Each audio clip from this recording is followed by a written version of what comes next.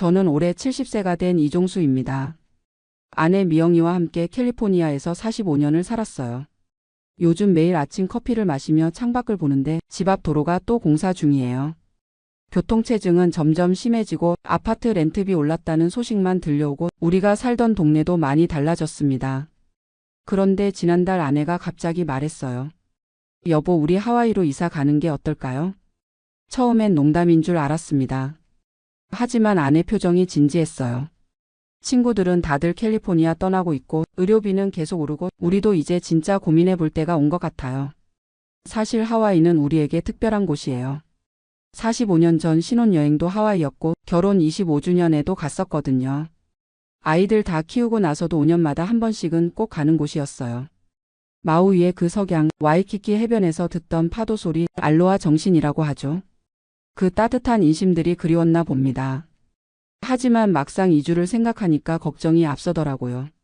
70세에 새로운 곳으로 간다는 게 쉬운 일이겠어요? 더구나 하와이는 미국에서도 생활비가 가장 비싼 곳 중 하나라고 하니까요. 우선 현재 우리 상황부터 정리해 봤습니다. 저는 UC 어바인에서 35년간 경영학을 가르쳤어요. 5년 전에 정년퇴직했고 소셜 시큐리티는 월 $1,850, 교수 연금이 월 $2,200 나와요. 아내 미영이는 간호사였는데 아이들 키우느라 10년 정도 쉬었다가 다시 일했어요. 소셜 시큐리티가 월 $1,250, 작은 연금이 월 $600 정도 됩니다. 합치면 월 $5,900 정도 되는 셈이죠. 집은 1985년에 어바인에서 샀어요. 그때 $25만 달러였는데 지금은 부동산 중개인이 $140만 달러는 받을 거라고 하더라고요. 모기지는 10년 전에 다 갚았으니까 부담은 없어요. 다만 재산세가 연간 $16,000, HOA 비용이 월 $350, 홈 인슈런스가 연간 $2,800 정도 나가죠. 건강 상태는 나이에 비해서는 괜찮은 편이에요. 저는 혈압약 하나, 아내는 당뇨 초기라서 메트포민 복용하고 있고요. 메디케어 플러스 서플리먼트 보험까지 해서 월 $400 정도 의료보험료를 내고 있습니다. 이런 상황에서 하와이 이주를 진지하게 고려하게 된 건 지난 3월 친구 부부와 함께 오아후 여행을 갔을 때였어요. 이번엔 관광객이 아니라 거주자 관점에서 봤거든요. 알라모아나 지역 콘도들을 둘러보고 현지 한국 분들과도 이야기해보고 진짜 하와이에서 살면 어떨까 상상해봤어요. 가장 놀라운 건 생각보다 많은 한국 시니어분들이 계신다는 거였어요. 캘리포니아에서 은퇴 후 이주하신 분들이 꽤 많더라고요. 그분들 말씀으로는 날씨가 일정해서 에어컨 난방비 걱정 없고 스트레스도 덜하고 의료시설도 나쁘지 않다고 하시더라고요. 하지만 현실적인 문제들도 많았어요. 우선 주거비가 만만치 않았습니다. 우리가 관심 있게 본 알라모아나 근처 콘도는 2베드룸 2바스룸에 $80만 달러에서 $120만 달러 사이였어요.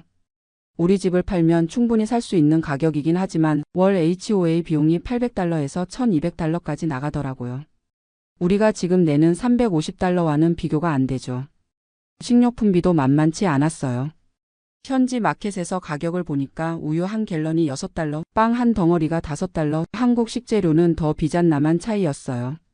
H마트에서 김치 한 포기가 $12더라고요.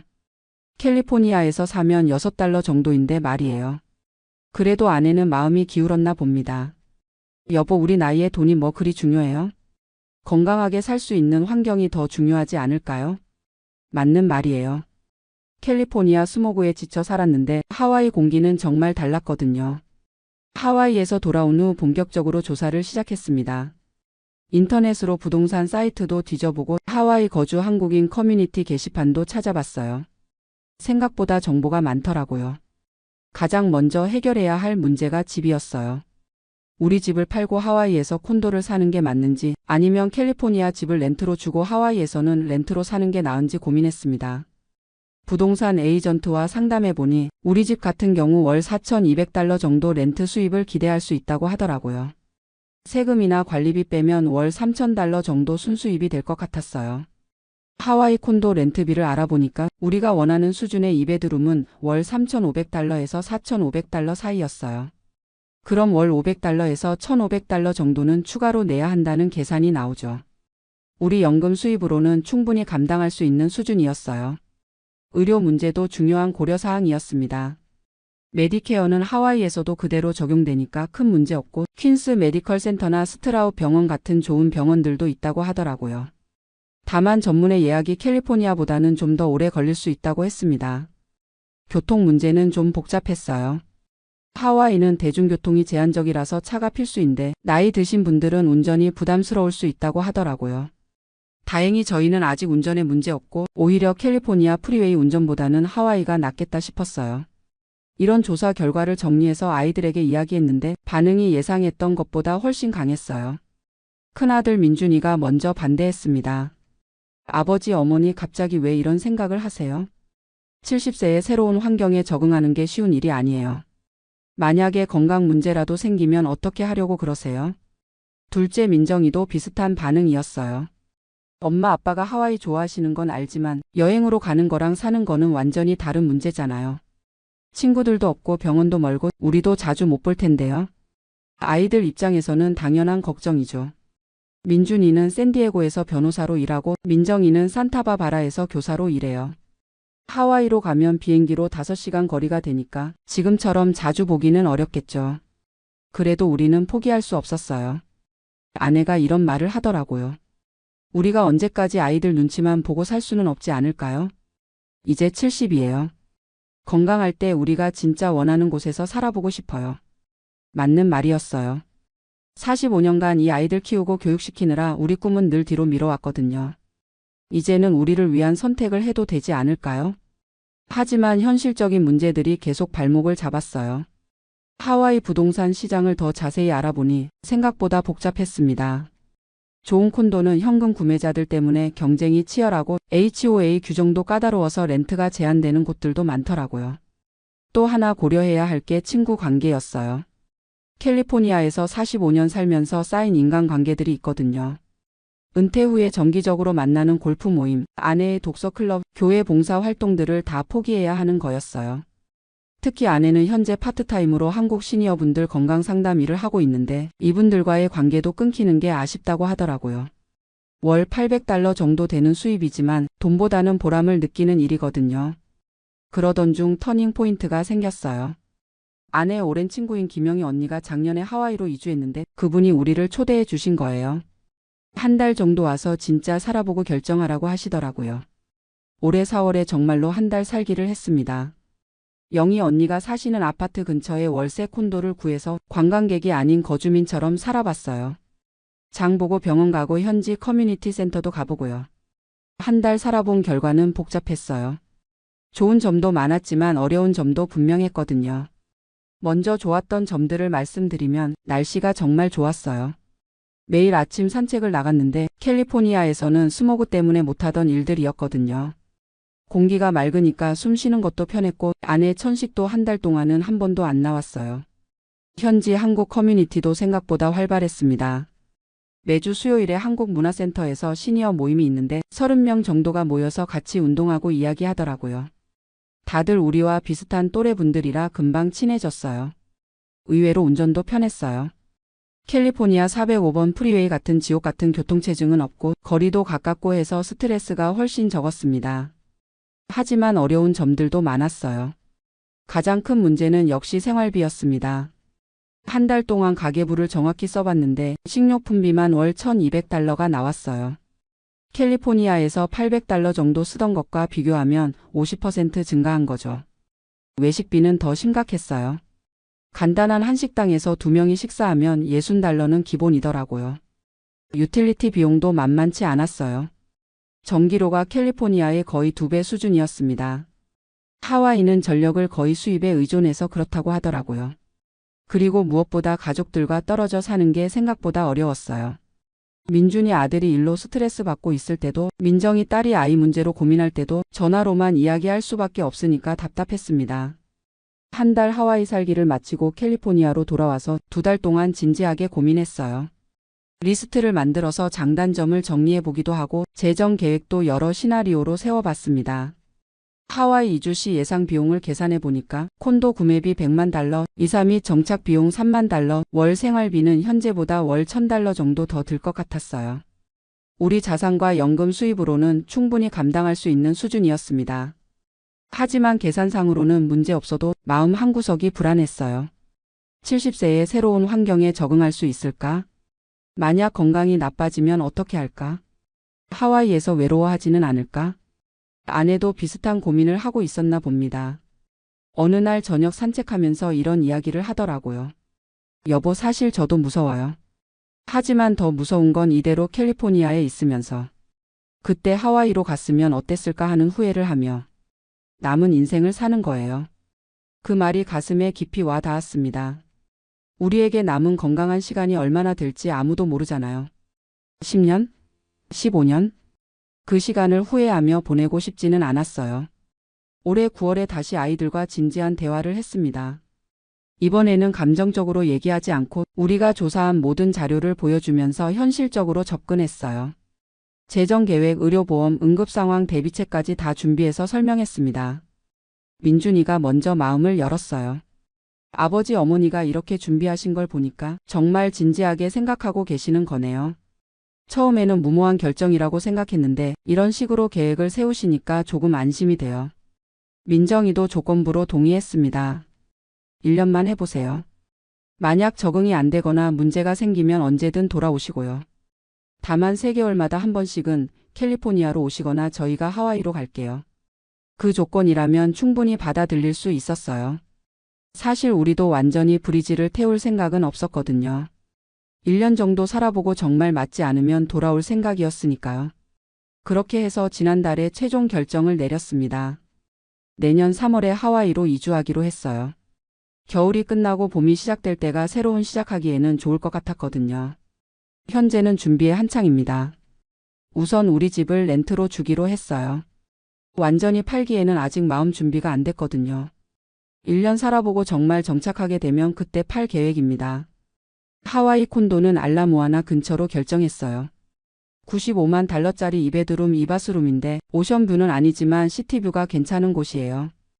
HOA가 월 950달러 나가지만 수영장, 피트니스 센터, 24시간 시큐리티가 포함된 가격이니까 합리적이라고 생각해요.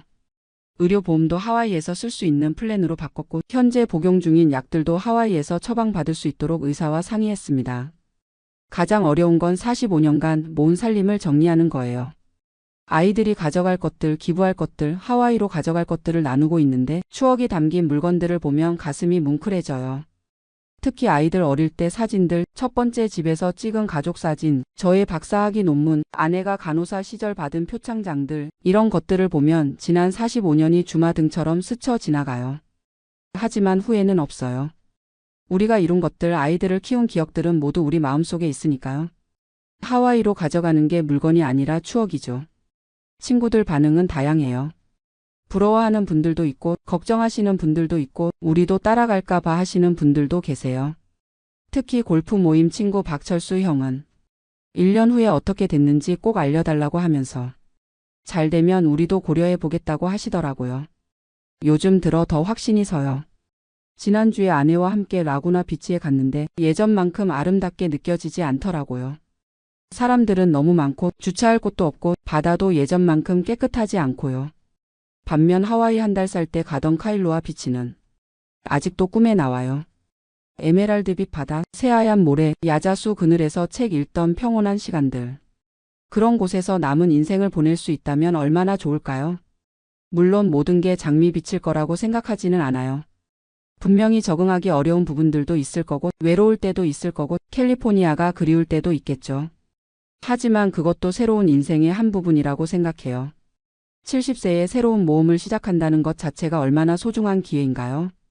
어젯밤에 아내와 함께 하와이 이주 준비 리스트를 다시 점검했어요. 항공편 예약, 이사 회사 연락, 하와이 운전면허 교환 절차, 새 주소로 우편물 전달 신청, 은행 계좌 정보 변경, 캘리포니아 집 임대 관리 회사 계약. 할 일이 산더미 같지만 하나씩 체크해 나가는 재미가 있어요. 가끔 밤에 잠이 안 올 때면 생각해요. 내년 이맘때는 하와이에서 어떤 하루를 보내고 있을까? 아침에 일어나서 커피 한 잔 들고 발코니에 나가면 호놀룰루 시내가 내려다 보이고 멀리 다이아몬드 헤드도 보이겠죠.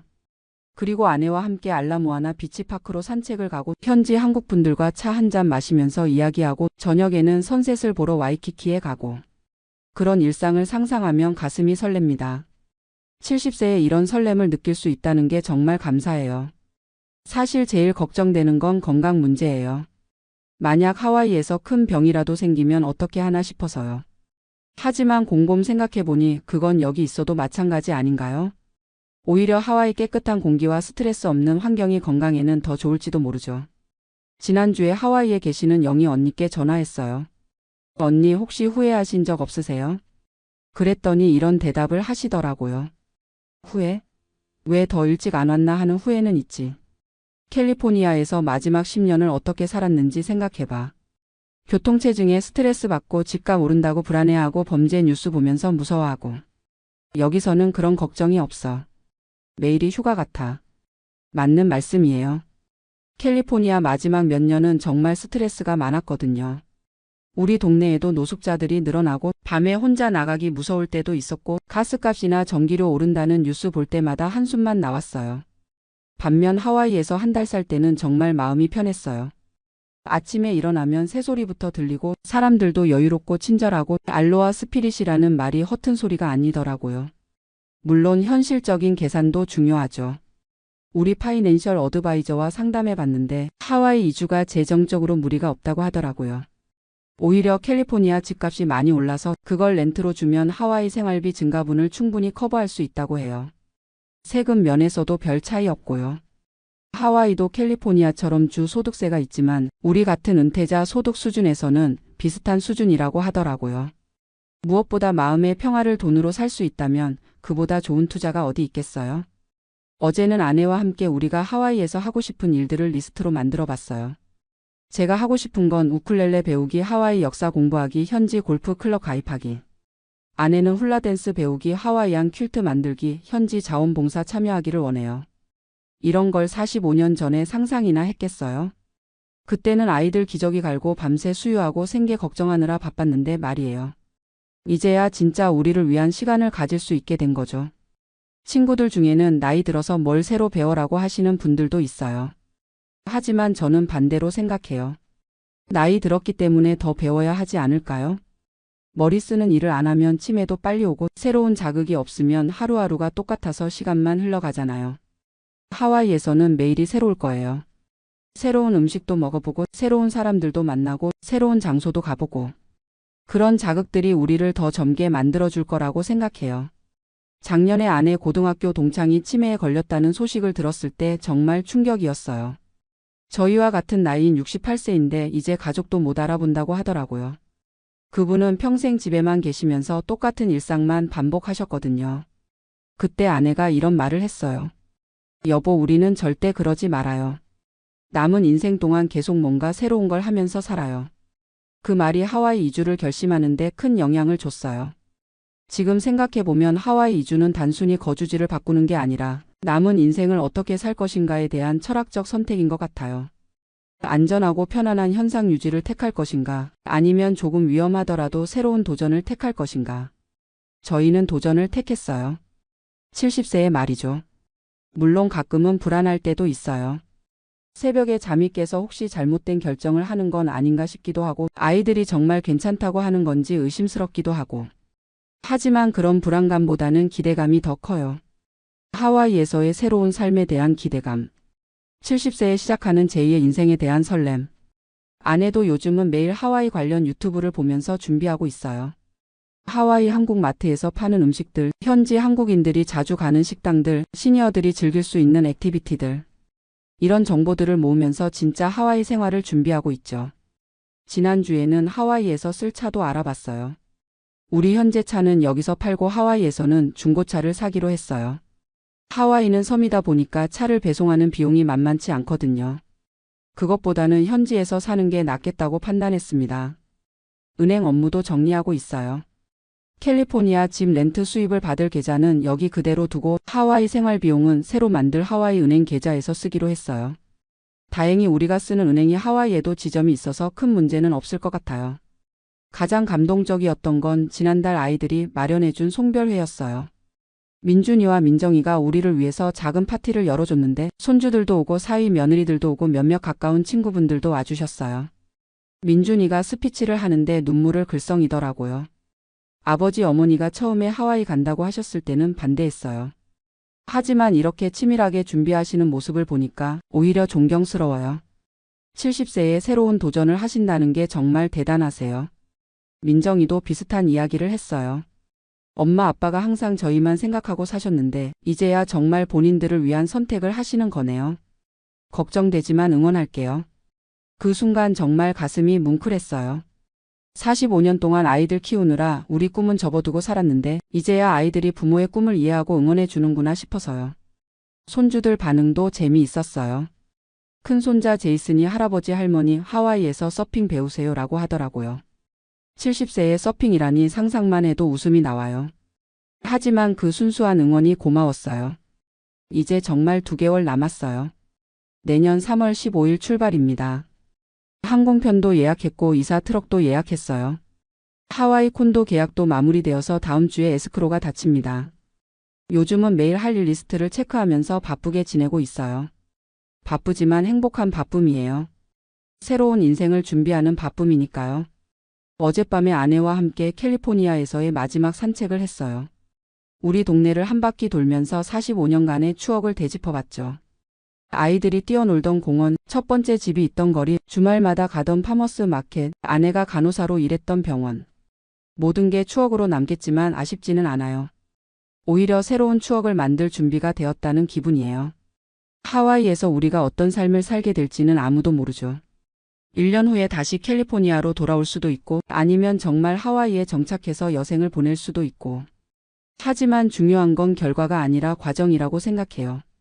70세에 새로운 도전을 했다는 그 자체만으로도 의미가 있다고 봐요. 나중에 90세가 되어서 뒤돌아봤을 때 그때 하와이로 이사간 게 내 인생의 터닝포인트였다라고 말할 수 있을 것 같아요. 젊은 분들께 하고 싶은 말이 있어요. 나이가 들어도 꿈을 포기하지 마세요. 70세도 늦지 않아요. 건강하고 마음만 있다면 언제든 새로운 시작이 가능해요. 물론 신중해야 하고 현실적인 계획도 세워야 해요. 하지만 나이를 핑계로 꿈을 접어두지는 마세요. 저희가 하와이에서 새로운 인생 2막을 시작하는 것처럼 여러분도 언제든 새로운 도전을 할 수 있어요. 마지막으로 지금 이 순간 저희를 응원해 주시는 모든 분들께 감사드려요. 친구들, 가족들, 그리고 이 이야기를 들어주신 여러분까지. 여러분의 응원이 있어서 저희가 용기를 낼 수 있었어요. 내년 이맘때는 하와이에서 새로운 이야기로 찾아뵐게요. 70세 부부의 하와이 정착기 기대해 주세요. 알로하. 안녕하세요. 저는 올해 70세가 된 박정수라고 합니다. 미국에 온 지 벌써 40년이 넘었네요.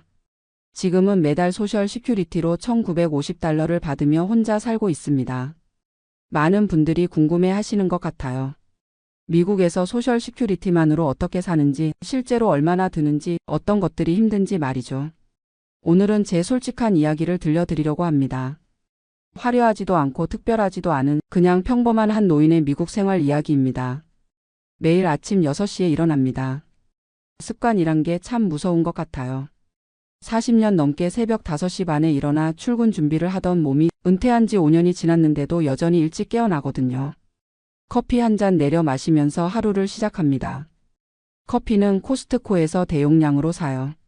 하루에 한 잔씩 마셔도 한 달에 $15 정도면 충분하거든요. 아침 식사는 간단합니다. 토스트 한 장에 땅콩버터 발라 먹거나 오트밀에 바나나 조각 넣어 먹거나 우유는 일주일에 1갤런씩 사는데 $3.50 정도 해요. 식료품비가 제일 큰 고민 중 하나입니다. 예전에는 별 생각 없이 장을 봤는데 이제는 정말 꼼꼼히 계산해야 해요. 한 달에 식료품으로 쓰는 돈이 대략 $300 정도입니다. 많다고 생각하실 수도 있지만 미국 물가를 생각하면 꽤 절약하는 편이에요. 항상 세일하는 것들 위주로 사고 쿠폰도 부지런히 모읍니다. 처음엔 쿠폰 오려서 장 보는 제 자신이 초라하게 느껴졌는데 이제는 당연한 일이 되었어요. 고기는 세일할 때 조금씩 사서 냉동실에 보관합니다. 닭고기가 파운드당 99센트일 때 사서 작은 팩으로 나누어 얼려두죠. 그러면 한 달 정도는 고기 걱정 안 해도 돼요. 야채는 주로 한국 마켓에서 사는데 가끔 동네 시니어 센터에서 무료로 나누어 주는 것도 받아옵니다. 처음엔 자존심이 상했지만 이제는 그런 것도 하나의 복지라고 생각해요. 제가 살고 있는 곳은 로스앤젤레스 근교의 작은 아파트입니다. 원룸이고 월세가 $1,200예요. 소셜 시큐리티의 절반 이상이 집세로 나가는 셈이죠. 사실 더 싼 곳으로 이사를 생각해 봤는데 여기가 한국 마켓이나 병원 가기에 편해서 그냥 있어요. 차도 없고 대중교통으로만 다니니까 위치가 중요하거든요. 차는 3년 전에 팔았습니다. 유지비가 만만치 않더라고요. 보험료, 기름과 수리비까지 생각하면 한 달에 $400는 좋게 나갔어요. 소셜 시큐리티의 20%를 차에 쓸 수는 없잖아요. 대신 버스와 지하철을 이용합니다. 시니어 할인이 있어서 한 달에 $20면 충분해요. 처음엔 불편했지만 이제는 익숙해졌고 오히려 책도 읽고 음악도 들을 수 있어서 좋아요. 의료비는 정말 감사하게도 메디케어 덕분에 그나마 견딜만 합니다. 파트 A는 무료고 파트 B로 한 달에 $175 정도 내요. 여기에 메디갭 보험까지 해서 월 $250 정도가 의료보험료로 나가죠. 그래도 모든 의료비가 다 커버되는 건 아니에요. 치과는 별도고 안경도 따로예요. 지난달에 혈압약을 바꿨는데 새 약이 한 달에 $80 더 비싸더라고요. 이런 것들이 차곡차곡 쌓이면 부담이 만만치 않아요. 그래서 항상 제네릭 약품을 쓰려고 하고 정말 필요한 검사가 아니면 미루기도 해요. 옷은 거의 사지 않습니다. 구질이나 세일베이션 아미에서 가끔 필요한 것만 사요. 셔츠 하나에 $5, 바지 하나에 $8 정도면 상태 좋은 걸 살 수 있어요. 새 옷 살 돈으로 일주일치 식료품을 사는 게 더 현실적이거든요. 전기요금은 여름이 제일 무서워요. 에어컨을 틀면 한 달에 $200도 나올 수 있거든요. 그래서 낮에는 도서관이나 쇼핑몰에서 시간을 보내요. 어차피 집에 혼자 있어도 할 일이 별로 없으니까요. 겨울에는 난방비 때문에 고민이에요. 히터를 최대한 아껴 쓰려고 하는데 그러다 보니 감기 걸릴까봐 걱정되기도 하고요. 이불 2장 덮고 자는 게 일상이 됐어요. 휴대폰 요금은 한 달에 $30짜리 최저가 플랜을 써요. 인터넷은 집에서 월 $50, 케이블은 끊었습니다. 요즘은 유튜브나 넷플릭스만 봐도 충분하더라고요. 외식은 정말 특별한 날에만 해요. 한 달에 한 번 정도 한국 식당에서 $20짜리 정식을 먹는 게 전부예요. 그것도 쿠폰이 있을 때나 할인 시간대에 가죠. 사실 이런 생활이 처음엔 정말 힘들었어요. 평생 열심히 일했는데 노년에 이렇게 돈 계산하며 살아야 한다니. 특히 자식들 앞에서는 티를 내지 않으려고 해요. 아들이 가끔 전화해서 돈 필요한 거 없어? 라고 물으면 괜찮다, 충분히 있다고 대답하죠. 자식들도 각자 살기 힘든데 부담 주고 싶지 않거든요. 하지만 정말 어려울 때는 있어요. 지난해 에어컨이 고장 났을 때 수리비가 $400나 나왔어요. 그달은 식료품비를 절반으로 줄여야 했죠. 그때 정말 막막했어요. 아들한테 말할까도 생각했지만 결국 혼자 해결했어요. 한 달 동안 라면이랑 계란으로 버텼거든요. 그런데 이상하게도 그 시간이 지나고 나니까 뭔가 더 강해진 기분이 들더라고요. 아, 나도 이 정도는 할 수 있구나 하는 자신감이 생겼어요. 이제는 나름의 노하우도 생겼어요. 도서관에서 신문도 보고 책도 빌려보고 무료 와이파이도 쓸 수 있으니까 좋아요. 시니어 센터에서 하는 프로그램에도 참여해요. 요가 클래스는 한 달에 $10, 영어 회화 모임은 무료예요. 혼자 있는 시간이 줄어들어서 정신 건강에도 좋고요. 한국 마켓에서 할인 쿠폰도 부지런히 모아요. 10% 할인이라도 큰 도움이 되거든요. 그리고 시니어 할인하는 곳들을 다 외워뒀어요. 화요일에는 영화관 시니어 할인, 수요일에는 슈퍼마켓 더블 쿠폰 데이, 목요일에는 약국에서 시니어 20% 할인. 이런 것들이 생활의 리듬이 됐어요. 가끔 옛날 동료들을 만나면 부러워요. 연금도 받고 소셜 시큐리티도 받아서 한 달에 $4,000, $5,000씩 받는 사람들을 보면요. 저는 평생 중소기업에서 일했거든요. 연금이라는 게 없었어요. 401k도 회사에서 매치를 안 해줘서 많이 모으지 못했고요. 그래서 은퇴할 때 갖고 있던 돈이 $150,000 정도였어요. 응급 상황을 위해 아껴두려고 하는데 가끔 큰 지출이 있으면 조금씩 쓸 수밖에 없어요. 계산해보니 이 돈으로는 10년 정도밖에 못 버틸 것 같아요. 그 이후에는 정말 소셜 시큐리티만으로 살아야 하는 거죠. 생각하면 막막하지만 어떻게든 방법을 찾아야겠죠. 그런데 요즘은 생각이 좀 달라졌어요. 돈이 적어도 불행한 건 아니더라고요. 물론 여유는 없지만 최소한 굶지는 않으니까요. 오히려 돈을 아껴 쓰다 보니 새로운 재미를 발견했어요. 쿠폰으로 장을 보고 세일 상품을 찾아다니고 도서관에서 무료 이벤트를 찾아가고 이런 것들이 일종의 게임 같아요. 그리고 정말 필요한 것과 그렇지 않은 것을 구분하게 됐어요. 예전엔 충동 구매도 많이 했는데 이제는 뭘 사기 전에 정말 꼼꼼히 생각해요. 이게 정말 필요한가? 다른 대안은 없나? 더 싼 곳은 없나? 이런 습관이 생기니까 오히려 돈 관리가 더 체계적이 되었어요. 가계부도 쓰기 시작했고 매달 예산을 세워서 지키려고 노력해요. 한 달 예산을 한번 말씀드릴게요. 소셜 시큐리티 1950달러에서 월세 1200달러, 의료보험료 250달러, 전기요금 평균 100달러, 핸드폰 30달러, 인터넷 50달러. 여기까지 하면 1630달러예요. 남는 돈이 320달러인데 여기서 식료품 300달러, 생활용품 50달러 정도 쓰면 거의 다 없어져요. 가끔 예상치 못한 지출이 있으면 마이너스가 되죠. 그럴 때는 저축한 돈을 조금씩 써야 해요. 이런 계산을 하다 보면 가슴이 답답해질 때도 있어요. 내가 이런 삶을 살려고 미국에 왔나 싶기도 하고요. 1983년에 미국에 왔을 때는 꿈이 많았거든요. 열심히 일해서 돈 벌고 자식들 좋은 대학 보내고 노후에는 여행도 다니고 싶었어요. 처음 몇 년은 정말 힘들었어요. 영어도 안 되고 기술도 없고. 공장에서 야간 근무를 하면서 낮에는 영어 학교를 다녔어요. 하루에 서너 시간밖에 못 잤지만 그래도 희망이 있었어요. 10년쯤 지나니까 조금씩 자리를 잡더라고요. 한국 음식 재료를 파는 작은 회사에 취직했어요. 급여는 많지 않았지만 영어도 많이 늘고 회사 사정도 알게 되면서 책임감도 생겼죠. 거기서 25년을 일했어요. 중간에 회사가 어려워져서 월급을 못 받은 적도 있고 정리해고 당할 뻔한 적도 있었지만 그래도 버텼어요. 아내와 함께 정말 열심히 살았어요.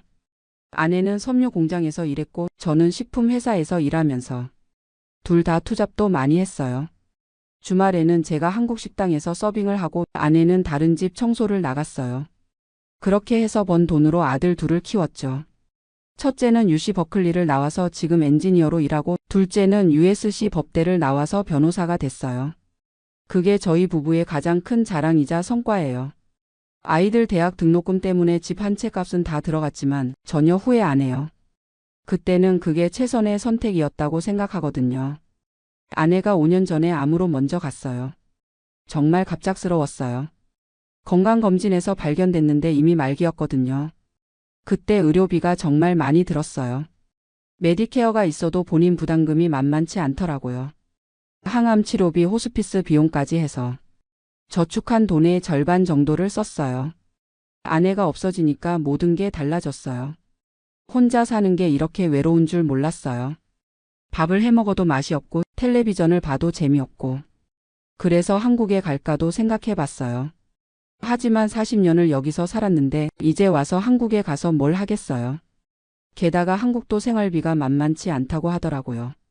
아들들이 가끔 아버지 우리 집으로 오세요라고 하는데 그것도 쉽지 않아요. 며느리들 입장에서는 부담스러울 거고 저도 눈치 보며 살기 싫거든요.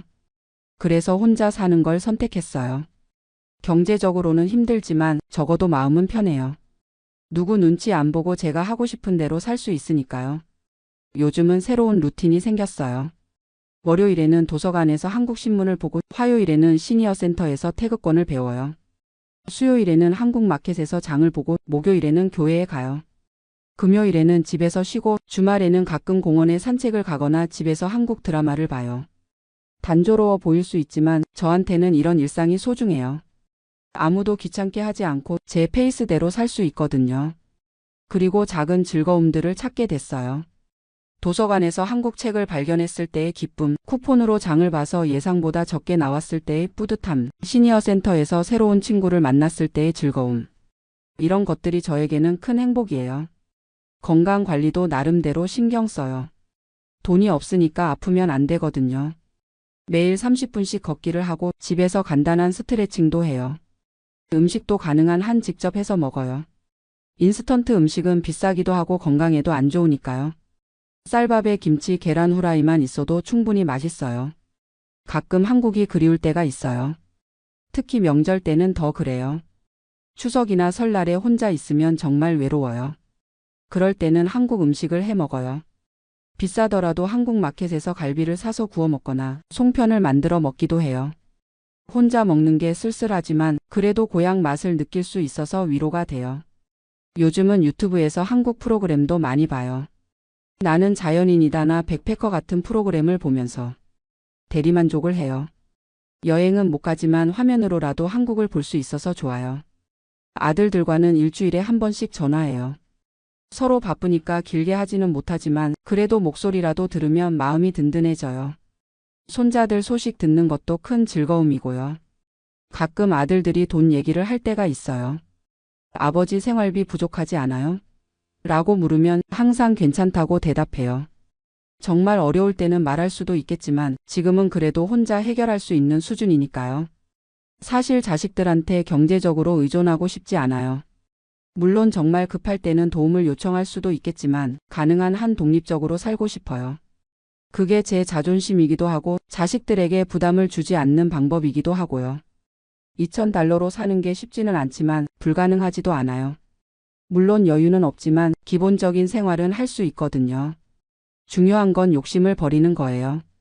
예전에는 좋은 걸 먹고 있고 싶었지만 이제는 필요한 것만 있으면 만족해요. 옷도 깨끗하기만 하면 되고 음식도 배만 부르면 돼요. 그리고 무료로 할 수 있는 일들을 많이 찾았어요. 도서관에서 책 읽기, 공원에서 산책하기, 시니어 센터에서 친구들과 수다 떨기. 돈 안 들이고도 즐겁게 보낼 수 있는 일들이 생각보다 많더라고요. 계절이 바뀔 때마다 새로운 계획을 세워요. 여름에는 에어컨비 절약하기, 겨울에는 난방비 아끼기, 봄에는 공원에서 시간 많이 보내기. 이런 작은 목표들이 생활의 리듬을 만들어줘요. 혹시 저와 비슷한 상황에 계신 분들이 있다면 너무 절망하지 마세요. 물론 쉽지 않지만 방법은 있어요. 가장 중요한 건 정확한 가계부를 쓰는 거예요. 어디에 돈이 들어가는지 알아야 어디서 절약할 수 있는지도 알 수 있거든요. 그리고 시니어 할인을 최대한 활용하세요. 대부분의 상점에서 시니어 할인을 하는데 부끄러워하지 말고 당당하게 요청하세요. 그게 우리한테 주어진 혜택이니까요. 도서관이나 시니어 센터 같은 공공시설도 적극 활용하세요. 혼자 있으면 외롭기도 하고 우울해질 수 있는데 사람들과 어울리면 정신 건강에 도움이 돼요. 무엇보다 건강 관리를 잘하세요. 아프면 의료비도 많이 들고 정신적으로도 힘들어져요. 매일 조금씩이라도 운동하고 규칙적으로 생활하는 게 중요해요. 저도 처음엔 이런 생활이 참 서글펐어요. 평생 열심히 일했는데 노년에 이렇게 쪼들려 살아야 한다니. 하지만 이제는 받아들였어요. 그리고 이런 상황에서도 나름대로 행복을 찾을 수 있다는 걸 깨달았어요. 돈이 많으면 좋겠지만 적다고 해서 인생이 끝나는 건 아니잖아요. 오히려 정말 소중한 게 뭔지 알게 됐어요. 건강하게 하루하루 살아가는 것, 자식들이 잘 지내는 것, 따뜻한 잠자리가 있는 것, 하루 세끼 배불리 먹을 수 있는 것. 이런 기본적인 것들이 얼마나 소중한지 몰랐거든요. 예전에는 더 많이 더 좋은 것을 원했다면 이제는 지금 있는 것에 감사하기를 배웠어요. 매일 아침 일어나서 오늘도 건강하게 깨어났구나 하고 감사해요. 가끔 젊은 시절을 생각해보면 그때는 미래에 대한 걱정이 많았어요. 아이들 교육비는 어떻게 마련하지? 집은 언제 살 수 있을까? 노후 준비는 충분히 했나? 하지만 지금은 그런 걱정들이 없어요. 이미 다 지나간 일이니까요. 아이들은 다 컸고 집도 팔아서 노후 자금으로 썼고 지금이 바로 그 노후거든요. 물론 미래에 대한 걱정이 아예 없는 건 아니에요. 만약에 큰 병에 걸리면 어떻게 하지? 치매에 걸리면 누가 돌봐줄까? 저축한 돈이 떨어지면 어떻게 살지? 이런 걱정들은 여전히 있어요. 하지만 그런 걱정들도 지금 당장 해결할 수 있는 일이 아니니까 너무 깊이 생각하지 않으려고 해요. 오늘 하루를 잘 사는 게 더 중요하다고 생각해요. 요즘 제 하루 일과를 다시 한번 말씀드릴게요. 아침 6시에 일어나서 커피 한 잔 마시고 간단히 아침 먹고 8시쯤 되면 30분 정도 동네를 산책해요. 이때 신선한 공기도 마시고 이웃들과 인사도 나눠요.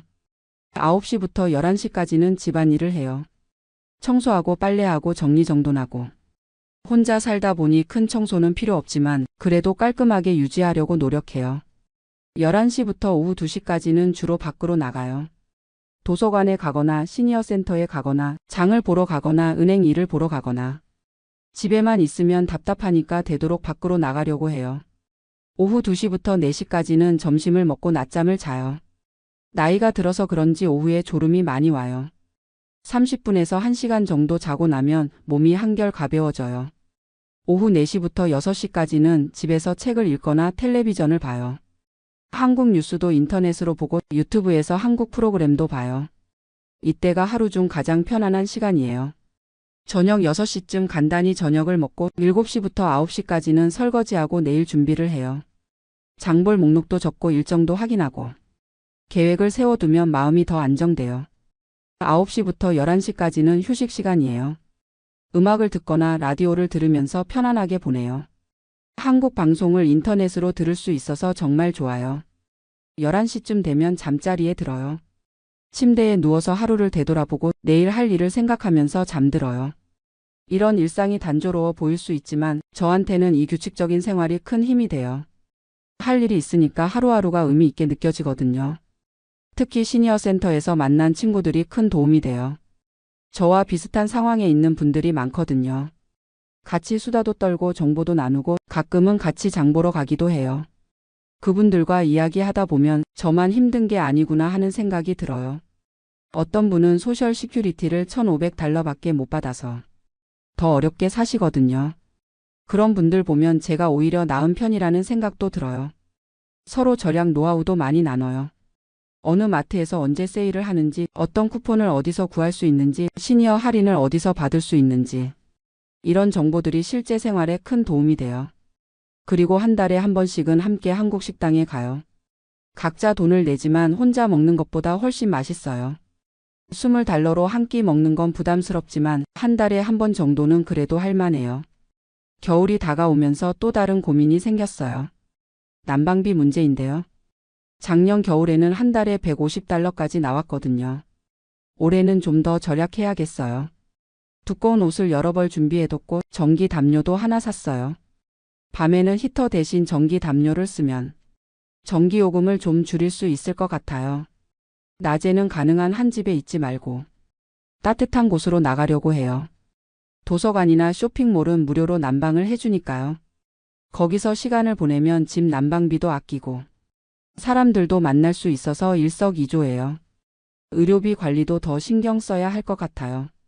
나이가 들수록 병원 갈 일이 많아지는데 메디케어가 있어도 본인 부담금이 만만치 않거든요. 정기검진은 빠뜨리지 않고 받으려고 해요. 큰 병이 생기기 전에 미리 발견하는 게 장기적으로는 더 경제적이니까요. 혈압약이나 당뇨약도 꼬박꼬박 먹어야 하고요. 치과는 좀 고민이에요. 메디케어에서 치과 치료는 거의 안 해주거든요. 이가 아픈데 임플란트를 하려면 몇천 달러가 들어요. 그 돈이면 몇 달을 살 수 있으니까 망설여져요. 안경도 새로 맞춰야 하는데 한 개에 $300 정도 해요. 코스트코에서 더 싸게 할 수 있다고 하던데 다음에 알아봐야겠어요. 그래도 건강만큼은 타협하면 안 되죠. 아프면 그때 더 많은 돈이 들어갈 텐데 미리 관리하는 게 현명한 일이에요. 요즘은 한국에 대한 생각도 많이 해요. 가끔 한국 뉴스를 보면 노인분들이 폐지 줍는 모습이 나와요. 그걸 보면 마음이 아프면서도 나는 그래도 여기서 이 정도로 살고 있으니 다행이다 하는 생각도 들어요. 물론 한국이 그리워요. 고향 음식도 그리워하고 옛날 친구들도 보고 싶고. 하지만 이제 와서 한국에 가서 뭘 하겠어요. 거기서도 결국 비슷한 고민을 해야 할 텐데요. 여기서 40년을 살면서 이미 뿌리를 내렸어요. 병원도 여기 있고 친구들도 여기 있고 자식들도 여기 있으니까요. 불편하더라도 여기가 제 터전이에요. 가끔 젊은 한국인들을 보면 부러워요. 꿈도 많고 가능성도 무한하고. 저도 그런 시절이 있었는데 어느새 이렇게 할아버지가 됐네요. 하지만 후회는 안 해요. 제 나름대로는 최선을 다해서 살았거든요. 아내와 함께 열심히 일해서 아이들 키우고 이 나라에서 꿈을 이루려고 노력했어요. 비록 부자는 되지 못했지만 아이들은 잘 키웠고 지금도 건강하게 살고 있으니 그것만으로도 성공한 인생이라고 생각해요. 앞으로 몇 년을 더 살 수 있을지 모르겠지만 남은 시간도 의미 있게 보내고 싶어요. 돈은 적어도 마음은 풍요롭게 건강하게 하루하루를 살아가고 싶어요. 혹시 이야기를 듣고 계신 분들 중에 비슷한 상황에 있는 분이 계시다면 너무 절망하지 마세요. 분명히 방법은 있어요. 중요한 건 현실을 받아들이는 거예요. 돈이 적으면 적은 대로 사는 방법을 찾으면 돼요. 욕심을 줄이고 감사할 줄 알고 작은 행복에도 만족할 줄 안다면 얼마든지 행복하게 살 수 있어요. 그리고 혼자가 아니라는 걸 기억하세요. 비슷한 상황의 사람들이 많아요. 서로 도우면서 살아가면 어려운 시기도 이겨낼 수 있어요. 마지막으로 건강만큼은 꼭 챙기세요. 돈을 아끼려다가 건강을 해치면 결국 더 큰 손해를 보게 돼요. 필요한 의료비는 아끼지 말고 평소에 운동하고 규칙적으로 생활하세요. 제 이야기가 누군가에게 도움이 됐으면 좋겠어요. 화려하지는 않지만 솔직한 이야기였습니다.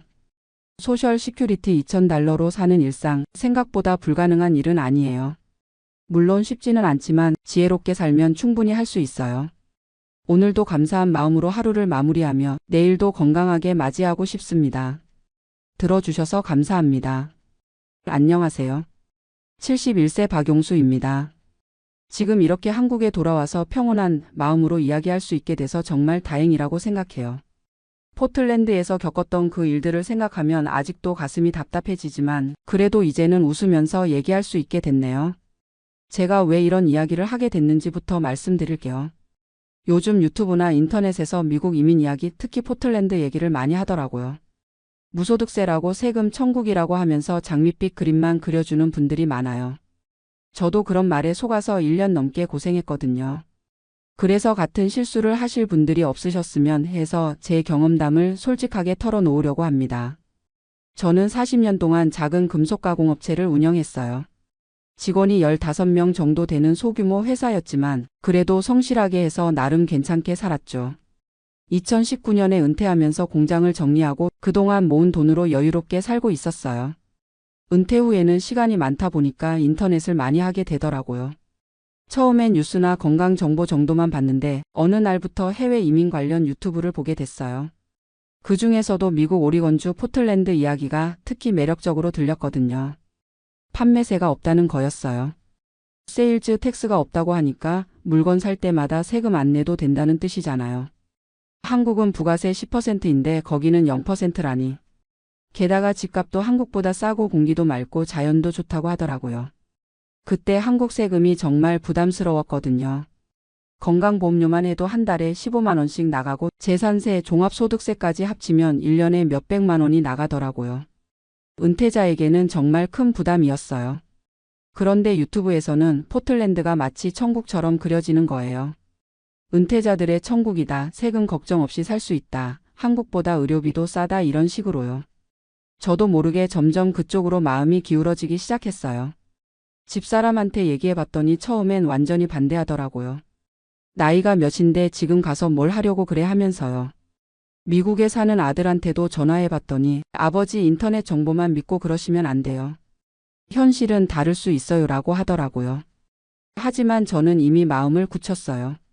40년 동안 사업하면서 이런저런 일들을 겪어봤는데 이 정도 결정도 못 내린다면 남자가 아니라고 생각했거든요. 경험도 안 해보고 뭘 안다고 그래 하면서 밀어붙였어요. 2022년 겨울부터 본격적으로 준비를 시작했어요. 집을 팔고 이민 수속을 밟고 포틀랜드에 집도 알아봤죠. 강남에 있던 40평 아파트를 12억에 팔았어요. 그 돈으로 포틀랜드에서 200평 되는 단독주택을 $65만 샀거든요. 환율로 치면 8억 정도였으니까 4억은 남는 셈이었죠. 주변 사람들 반응이 재미있었어요. 대단하시네요. 용기 있으시네요. 부러워요. 이런 말들을 많이 들었거든요. 그런 말 들을 때마다 기분이 좋았어요. 역시 내가 결정을 잘했구나 하는 생각이 들었죠. 2023년 3월에 드디어 포틀랜드에 도착했어요. 처음 며칠은 정말 좋았어요. 공기가 맑고 집은 넓고 마당도 있고. 한국에서는 상상도 못할 규모의 집에서 살게 됐으니까요. 마트 가서 장볼 때도 세금이 안 붙으니까 신기하고 좋더라고요. 그런데 며칠 지나니까 이상한 점들이 눈에 들어오기 시작했어요. 시내에 나가보니까 노숙자들이 생각보다 많은 거예요. 텐트 치고 사는 사람들, 쇼핑카트 끌고 다니는 사람들. 처음엔 큰 도시니까 이런 사람들도 있겠지 하고 넘어갔어요. 그런데 시간이 갈수록 문제가 심각하다는 걸 깨닫게 됐어요. 우리 집 근처에도 노숙자들이 나타나기 시작했거든요. 처음엔 한두 명 정도였는데 점점 늘어나더라고요. 집 앞 공원에 텐트를 치고 살기 시작했어요. 이상철이라는 분이 우리 이웃이었는데 그분이 먼저 포틀랜드에서 5년째 살고 계셨어요. 그분한테 물어봤더니 원래 이런 곳이에요. 유튜버들이 말 안 하는 부분이 이거예요 라고 하시더라고요. 박 형님, 솔직히 말하자면 여기 노숙자 문제가 정말 심각해요. 시 정부에서도 손을 못 쓰고 있어요.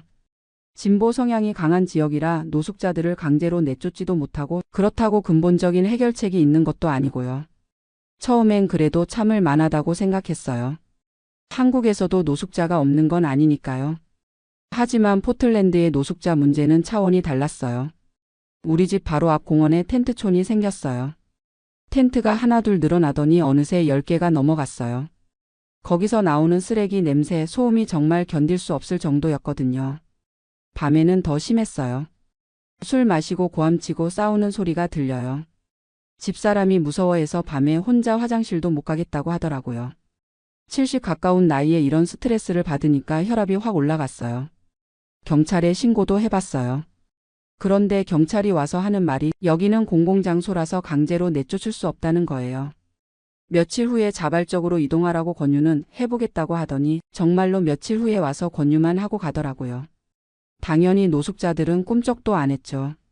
한인마트에서 만난 최영희 사모님이 하시는 말씀이 여기 산지 10년 됐는데 점점 심해져요. 코로나 이후로는 정말 답이 없어요.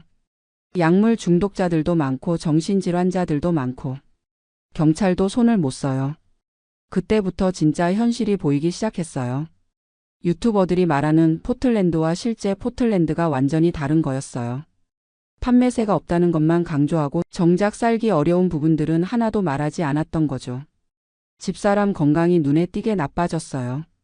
스트레스 때문에 불면증이 생기고 혈압약을 늘려야 했어요. 밖에 나가는 것도 무서워하고 하루 종일 집에만 있으려고 하더라고요. 여보, 우리 한국 돌아가면 안 될까? 하고 조심스럽게 말하는 거예요. 저도 마음이 흔들리기 시작했어요. 이게 정말 내가 원했던 노후 생활인가 싶었거든요. 세금 몇 푼 아끼려고 이런 스트레스를 받으면서 살아야 하나. 결정적인 사건이 6개월 뒤에 일어났어요. 어느 날 아침에 나가보니까 우리 집 대문 앞에서 누군가 용변을 본 흔적이 있는 거예요. 정말 화가 머리끝까지 올라왔어요. 이런 모욕을 당하면서까지 여기서 살아야 하나 싶었거든요. 그날 바로 집사람과 진지한 대화를 했어요. 여보, 우리 한국 돌아가자. 여기서 이런 식으로 살 바에야 한국에서 세금 좀 더 내면서 편하게 사는 게 낫겠어. 집사람이 울면서 말하더라고요. 여보, 진작에 그렇게 했으면 좋았을 텐데. 나는 처음부터 내키지 않았어. 하지만 당신이 워낙 확신에 차 있어서 말리지 못했어. 그때 정말 후회됐어요. 왜 집사람 말을 안 들었을까? 왜 아들 말을 안 들었을까? 인터넷 정보만 믿고 성급하게 결정했을까? 하지만 후회해도 이미 늦었죠. 다시 한국으로 돌아가기로 결심했어요. 집을 팔고 돌아가는 과정도 쉽지 않았어요. 미국 집을 55만 달러에 팔았거든요. 산지 1년도 안 돼서 10만 달러 손해를 본 거예요. 이사 비용, 항공료 등등 합치면 더 많이 든 거죠. 2024년 봄에 한국으로 돌아왔어요. 가족들이 따뜻하게 맞아줘서 정말 고마웠어요. 아버지, 경험해 보신 것 자체가 대단한 거예요 라고 하면서 전혀 구박하지 않더라고요. 한국에 돌아와서 새삼 느낀 게 있어요. 우리나라가 정말 안전하고 깨끗하다는 거예요. 치안이 이렇게 좋은 줄 몰랐어요. 밤에 산책해도 안전하고 길거리에 쓰레기도 별로 없고 노숙자가 있어도 미국처럼 위협적이지 않고요. 지금은 부산 해운대에 작은 아파트를 샀어요. 바다 보이는 25평짜리인데 정말 만족해요. 포틀랜드에서 스트레스 받으며 살았던 것과는 비교도 안 돼요. 집사람 건강도 금세 좋아졌고요. 요즘에는 제 경험담을 주변 분들께 말씀드려요. 비슷한 생각 하시는 분들이 종종 계시거든요. 미국 가서 살면 어떨까? 하시는 분들에게 제가 겪은 현실을 솔직하게 말씀드리죠. 인터넷 정보만 믿지 마세요. 특히 유튜버들이 하는 말은 절반만 믿으세요. 좋은 것만 보여주고 안 좋은 건 숨기는 경우가 많아요. 판매세 없다고 해서 전체적으로 살기 좋은 건 아니에요. 실제로 포틀랜드 노숙자 문제는 정말 심각해요. 2024년 통계를 보니까 미국 전체 노숙자가 77만 명이 넘는다고 하더라고요. 그 중에서도 서부 지역, 특히 포틀랜드 같은 곳이 제일 심하고요. 제가 왜 이런 실수를 했는지 곰곰 생각해 봤어요. 나이가 들면서 판단력이 흐려진 것도 있고 인터넷 정보를 너무 맹신한 것도 있고 무엇보다 현실을 제대로 알아보지 않고 결정한 게 가장 큰 문제였어요. 젊을 때는 실패해도 다시 시작할 수 있지만 70이 넘은 나이에는 한 번의 실수가 치명적일 수 있어요. 건강, 돈, 시간 모든 면에서 여유가 없거든요. 그래도 이 경험이 완전히 헛된 건 아니라고 생각해요. 제가 실수한 덕분에 다른 분들은 같은 실수를 안 하실 수 있으니까요. 그리고 한국의 소중함을 새삼 깨달았고요. 요즘 포틀랜드 관련 영상 보면서 웃겨요. 여전히 세금 천국 살기 좋은 도시라고 홍보하는 분들이 있더라고요. 정말 거기 가서 살아보기나 했는지 의심스러워요. 현실은 이래요. 판매세가 없는 대신 소득세가 높아요. 은퇴자들한테는 큰 상관없지만 다른 세금들이 만만치 않아요. 재산세는 한국보다 훨씬 높고 집 보험료도 비싸고. 결국 전체적으로 보면 세금 부담이 크게 줄어들지 않아요. 게다가 생활비도 만만치 않아요. 한인 식품 사려면 한국보다 2배는 비싸고 병원비는 상상도 못할 정도로 비싸요. 메디케어가 있다고 해도 본인 부담이 상당하거든요. 무엇보다 정신 건강에 미치는 영향이 커요. 매일 불안감 속에서 살아야 하는 스트레스. 집사람처럼 예민한 분들은 정말 견디기 힘들어해요. 돈 몇 푼 아끼려다가 건강 잃으면 무슨 소용이에요. 저는 이제 완전히 정착했어요. 한국이 최고라는 생각밖에 안 들어요. 의료보험 하나만 봐도 세계 최고 수준이에요. MRI 찍어도 10만 원, 수술해도 본인 부담이 얼마 안 돼요. 미국에서는 상상도 못할 일이죠. 치안도 비교가 안 돼요. 밤에 혼자 걸어 다녀도 안전하고 지하철 타도 안전하고. 포틀랜드에서는 대중교통 이용하기가 무서웠거든요. 이상한 사람들이 너무 많아서요. 음식도 한국이 최고예요. 김치찌개, 된장찌개 먹고 싶으면 언제든 먹을 수 있고 반찬도 다양하고 밥도 맛있고. 미국에서는 한식당 가서 김치찌개 하나 먹으려면 $20씩 내야 해요. 지금 생각해보면 제가 왜 그런 결정을 했는지 이해가 안 가요. 한국에서 충분히 행복하게 살고 있었는데 괜히 욕심 부려서 고생만 했네요. 요즘 비슷한 고민하시는 분들 만나면 꼭 말씀드려요. 해외 이주는 정말 신중하게 결정하세요. 특히 우리 나이에는 더더욱 조심해야 해요. 인터넷 정보만 믿지 말고 실제로 그곳에서 살아본 사람들 만나서 현실적인 얘기 들어보세요. 그리고 한 가지 더 말씀드리고 싶은 건 가족 의견을 무시하지 마세요. 저도 집사람과 아들 말을 들었으면 이런 고생 안 했을 텐데 혼자 고집 부리다가 다들 고생시켰어요. 나이 들어서는 안정이 최고예요. 모험이나 도전보다는 편안하고 안전한 게 우선이에요. 젊을 때는 몰랐는데 이제는 확실히 알겠어요. 한국이 이렇게 살기 좋은 나라인 줄 몰랐어요. 세계 어디 가서도 이만한 나라 찾기 힘들 거예요. 안전하고 편리하고 의료 시스템 좋고 음식도 맛있고 사람들도 착하고. 물론 세금이 좀 부담스럽긴 해요. 하지만 그 세금으로 이런 혜택들을 받는 거라면 충분히 낼 만한 가치가 있다고 생각해요. 세금 아끼려다가 더 큰 손해 보는 것보다는 훨씬 나으니까요. 지금 제가 사는 부산 아파트에서는 매일 아침 바다를 봐요. 파도 소리 들으면서 커피 마시고 신문 읽고. 이런 게 진짜 행복이구나 싶어요. 포틀랜드에서는 매일 스트레스 받으며 살았는데 지금은 정말 평온해요. 가끔 포틀랜드 생각이 나기도 해요. 집은 정말 컸거든요. 마당도 넓고 방도 많고. 하지만 집이 크다고 행복한 건 아니더라고요. 안전하고 편안한 작은 집이 불안한 큰 집보다 훨씬 나아요. 요즘에는 손주들이 자주 놀러 와요. 할아버지 미국 어땠어? 하고 물어보면 할아버지가 바보 같은 짓 했다고 솔직하게 말해줘요. 너희들은 나중에 이런 실수하지 말라고요. 젊은 분들한테도 말씀드리고 싶어요. 부모님이 이런 생각하시면 말려드리세요. 저희 세대는 인터넷 정보 판별하는 능력이 부족해요. 좋은 말만 들리면 쉽게 현혹되거든요.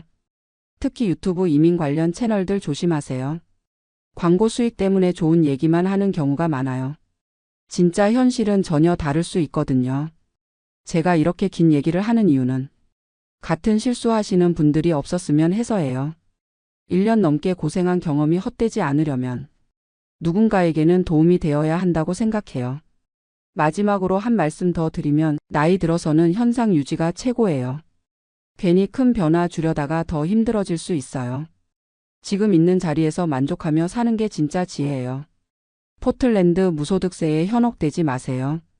그 뒤에 숨어 있는 현실을 모르면 쟤처럼 고생하게 됩니다. 인터넷 정보만 믿지 말고 가족 의견 들으시고 신중하게 결정하시기 바랍니다. 한국이 정말 좋은 나라예요. 이제야 확실히 알겠어요. 여러분도 함부로 떠나려고 하지 마시고 지금 있는 곳에서 행복 찾으시기 바랍니다. 감사합니다.